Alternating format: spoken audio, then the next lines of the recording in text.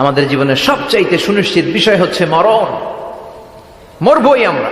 আর আমাদের জীবনের সবচেয়ে অনিশ্চিত বিষয় হচ্ছে মৃত্যুর সময়। আমরা জানি না মরবো, যে এটা জানি, জানেন না, কিন্তু কখন মরবো এটা জানি।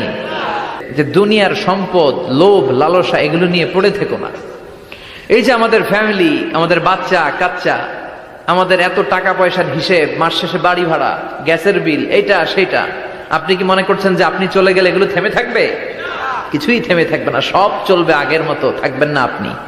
এজন্য শাহাদাত ফয়সাল ওনার ফেসবুকে সর্বশেষে লিখে গিয়েছিল, আমি হীন দুনিয়া, মানে এমন দুনিয়া যেটাতে আমি নাই, সব চলে, সকাল গড়িয়ে বিকেল হয়, শীত শেষে গ্রীষ্ম আসে, দিন শেষে রাত নামে, সব চলে, নাই শুধু আমি।